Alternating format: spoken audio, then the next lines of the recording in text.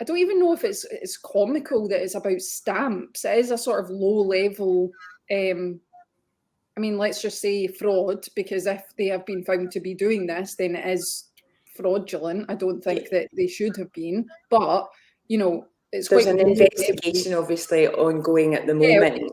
Like, I don't want to end up in jail by defaming anyone here. But I just think it kind of adds to this narrative that we're already sort of seeing people, people are kind of disenfranchised with politics. They're fed up with politicians. They think, oh, you're all in it for yourselves. And, as we're going to probably come on and talk about anyway, it's the same with us Tories and the betting stuff. They're just clinging on by their fingernails, and they're still trying to make more money for themselves out of the last thing that they can possibly do. And I think it just gives the public the impression that everybody's at it. And I think actually for democracy, that's a really, really bad place to be in. Because for democracy to work and function, we need to have the public engaged in that.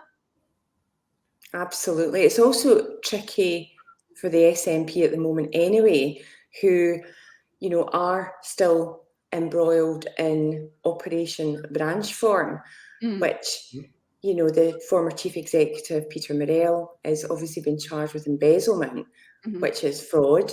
So anything with fraud connected to it, in the perception of the public is going to be tricky, isn't it, Andrew?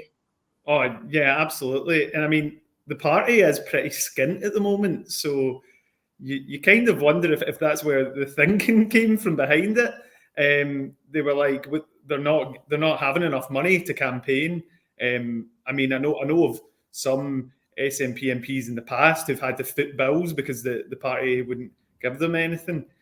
So yeah, it really doesn't look good. And I think, yeah, a lot of people think there is corruption within the SNP. Obviously, there's an investigation. Peter Murrell's been charged. But yeah, it definitely does not help their look of being in it for themselves. And yeah, but as I say, the messages were pretty bad, because obviously that offered them a chance to kind of get out of it. They could use, Hannah is right, it's not really confusing. I was more meaning confusing for the public.